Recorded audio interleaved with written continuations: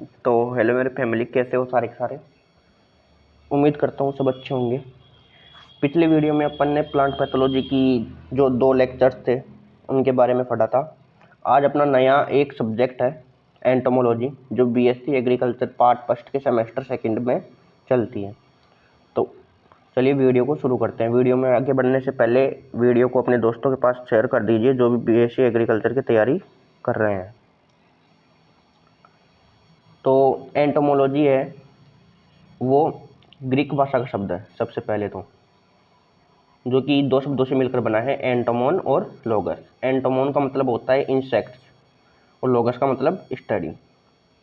Insect का मतलब होता है कीट और स्टडी का मतलब अध्ययन करना, यानी कि कीटों का अध्ययन क्या कहलाता है, एंटोमोलॉजी कहलाता है। यहाँ पे देखो किताबी भाषा के अंदर इसकी परिभाषा दी गई, जंतु विज्ञान की वह शाखा जिसमें कीट के विभिन्न पहलुओं का अध्ययन किया जाता है, कीट विज्ञान कहलाती है। उसके बाद में नेक्स्ट देखो, जंतु विज्ञान में कुल 20 समुदाय है, जिनमें से सबसे बड़ा समुदाय आर्थ्रोपोडा माना जाता है और दूसरा सबसे बड़ा समुदाय मोलस्का। तो क्वेश्चन बन सकता है कि सबसे बड़ा समुदाय कौन सा है, तो सबसे पहले तो आएगा आर्थ्रोपोडा, दूसरा कौन सा है, मोलस्का। उसके बाद में देखो आर्थ्रोपोडा है, इसके अंदर अपन कीटों का अध्ययन करते हैं। कीट कैसे होते हैं, जटिल होते हैं और विशाल होते हैं। अगर अपन आर्थ्रोपोडा शब्द है इसको तोड़े तो ये 2 शब्दों से मिलकर बना है, ऑर्थोस प्लस पोडा। ऑर्थोस का मतलब होता है खंडित और पोडा का मतलब होता है टांगे, यानी कि खंडित जो टांगे होती है वो किस में आते हैं, सभी जीव उसके ऑर्थोपोडा के अंदर आते हैं। अब क्लासिफिकेशन देखो, कीटों का क्लासिफिकेशन, तो इसकी एक ट्रिक है, कोपिकोफेगस। के का मतलब हो गया किंगडम, पी का मतलब फाइलम, सी का मतलब क्लास और ओ का मतलब ऑर्डर, एफ का मतलब फैमिली, जी का मतलब जीनियस और एस का मतलब स्पीशीज। तो जो कीट है उनको कौन से किंगडम में रखा गया है, एनिमल में, और फाइलम कौन सा है उनका, ऑर्थोपोडा, और क्लास कौन सी है, इंसेक्टा, जिसे अपन हेक्सापोडा भी बोलते हैं। उसके बाद में है, अब जो क्लासिफिकेशन था उसमें सबसे बड़ा जो आपका क्लासिफिकेशन है वो है किंगडम और सबसे छोटा स्पीशीज। उसके बाद में नेक्स्ट देखो आप, इंसेक्टा वर्ग, जिसको अपन हेक्सापोडा भी बोलते हैं। आर्थ्रोपोडा संघ का सबसे बड़ा वर्ग कौन सा है, इंसेक्टा, और इसे अपन हेक्सापोडा बोलते हैं। हेक्सापोडा को अगर अपन तोड़े, इसका संधि विच्छेद करें तो ये 2 शब्दों से मिलकर बना है, हेक्सा प्लस पोडा। हेक्सा का मतलब होता है 6 और पोडा का मतलब पैर, यानी कि इस वर्ग के अंदर क्या होंगे, 6 पैर वाले जीव होंगे। उसके बाद में देखो गण देखो आप, जिसे अपन इंग्लिश में ऑर्डर बोलते हैं। कुल कितने हैं, 29।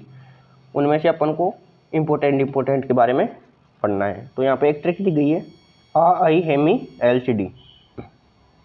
तो आ का मतलब हो गया आर्थोप्टेरा, आई का मतलब हो गया आइसोप्टेरा, हेमी का मतलब हो गया हेमिप्टेरा, एल का मतलब हो गया लेपिडोप्टेरा, सी का मतलब हो गया कोलियोप्टेरा और डी का मतलब डिप्टेरा।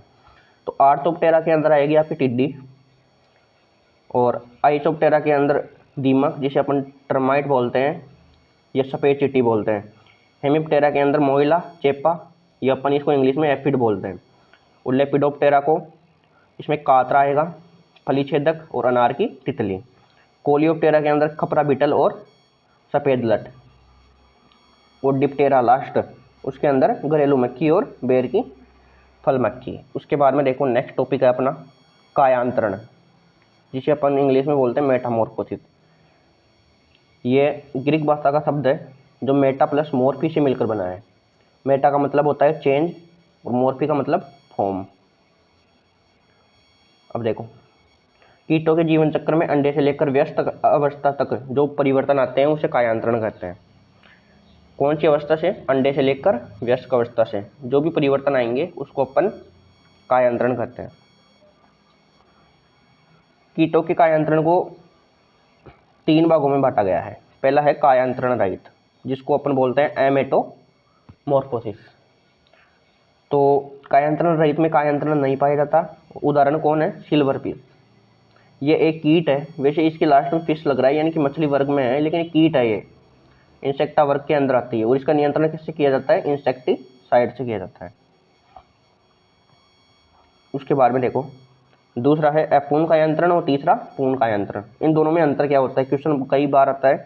तो अपूर्ण कायांतरण के अंदर 3 अवस्था पाई जाती है और पूर्ण के अंदर 4 अवस्था। और वो 3 अवस्था कौन सी होती है, पहले एग बनेगा, फिर निम्फ और फिर एडल्ट यानी कि वयस्क। इसमें एग, लार्वा, प्यूपा और वयस्क। एग्जाम्पल देखो कौन कौन से जो आपके जो गण हैं वो इसमें आएंगे। आर्थोप्टेरा, आइसोप्टेरा और हेमिप्टेरा किस में आएंगे, अपूर्ण कायांतरण में। और लेपिडोप्टेरा, कोलियोप्टेरा, डिप्टेरा, एलसीडी ये किस में आएंगे, पूर्ण कायांतरण में। उसके बाद में देखो हानिकारक अवस्था कौन सी होती है। तो अपूर्ण कायांतरण की हानिकारक अवस्था कौन सी होती है और पूर्ण कायांतरण की हानिकारक अवस्था कौन सी होती है। तो इसमें एक ट्रिक है, ना का मतलब वो होता है यानी कि वो ऐसी चीज़ जो कभी पूरी नहीं हुई हो। तो अपूर्ण में भी वही आता है कि कायांतरण पूर्ण नहीं होता। और इसमें कौन कौन सी अवस्था है वो आपके हानिकारक होती है।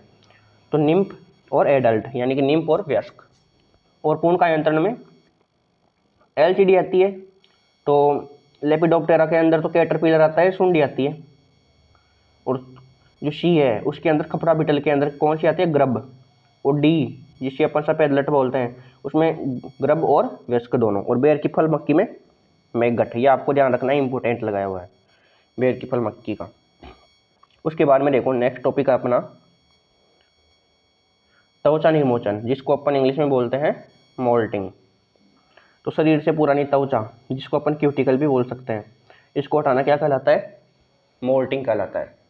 उसके बाद में देखो ये 3 यहाँ पे टर्म्स दी हुई है, इनको भी आपको याद रखना है। एक जूवी क्या होता है, पुरानी त्वचा को हटाना, उसको जिसे अपन क्यूटिकल बोलते हैं। स्टार क्या होता है, निर्मोचन के बीच कीट की अवस्था, इनकी मोल्टिंग हो रही है उसके बीच में जो कीट है उसकी अवस्था। और स्टेडियम दो निर्मोचन के बीच के अंदर लगा समय। उसके बाद में देखो कीटों की विशेषता देखो आप, कीटों का शरीर खंडित होता है सबसे पहले तो। और कीट है इनका शरीर 3 खंडों से मिलकर बना है, शीर, वक्ष और उदर। और कीटों का जो शरीर है वो कैसा होता है, द्विपार्श्व सममित। कीटों की देह भित्ति 3 लेयर से मिलकर बनी होती है, एक्टोडर्म, मेसोडर्म और एंडोडर्म। उसके बाद में कीटों का जो बाह्य आवरण है वो किसका होता है, देह भित्ति का। और कीटों का बाह्य कंकाल काइटिन का। 7 नंबर पे देखो कीटों के बाह्य आवरण में 3 प्रकार की परतें पाई जाती है देह भित्ति के अंदर। पहली क्यूटिकल, दूसरी एपिडर्मिस और तीसरा बेसमेंट मेम्ब्रेन। तो सबसे पहला भाग आता है सिर।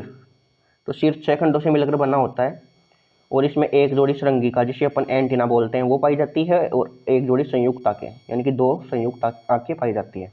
और एक जोड़ी मुखांक पाया जाता है। उसके बाद में है वक्ष। वक्ष 3 खंडों से मिलकर बना होता है, अग्रवक्ष, मध्य वक्ष और पक्ष वक्ष। तो अग्रवक्ष के अंदर एक जोड़ी टांगे पाई जाएगी और मध्य वक्ष के अंदर एक जोड़ी टांगे प्लस एक जोड़ी पंख। और पश्च वक्ष में भी एक जोड़ी टांगे और एक जोड़ी पंख है। अब एक सबसे इंपॉर्टेंट क्वेश्चन आता है, यानी कि कीट के किस भाग के अंदर पंख नहीं पाए जाते हैं, तो वहां पे कौन सा भाग होगा, अग्रवक्ष।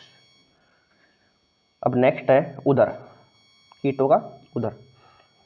उदर 8 से 11 खंडों से मिलकर बना होता है। उदर भाग में जननांग उपस्थित होते हैं, ये सबसे इंपॉर्टेंट है। उदर भाग में क्या उपस्थित होते हैं, जननांग। और श्वसन क्रिया में कौन सा आएगा, ट्रेकिया, जिसको अपन श्वास नली बोलते हैं। उत्सर्जन किससे करते हैं, मेलपीजियन नलिका से। और परिसंचरण तंत्र खुला प्रकार का होता है कीटों के अंदर। उत्सर्जित पदार्थ क्या होता है, यूरिक अम्ल, यानी कि यूरिकोटैलिक माने जाते हैं। तो आज की वीडियो में अपन इतने पढ़ेंगे, मिलेंगे नेक्स्ट वीडियो में। तब तक के लिए सभी भाई बहन मेहनत करके अच्छे से पढ़ाई करें और इस वीडियो को अपने सभी दोस्तों के पास शेयर करें जो भी बीएससी एग्रीकल्चर की तैयारी कर रहे हैं। वीडियो अच्छा लगा हो तो वीडियो को लाइक करें। Thank you.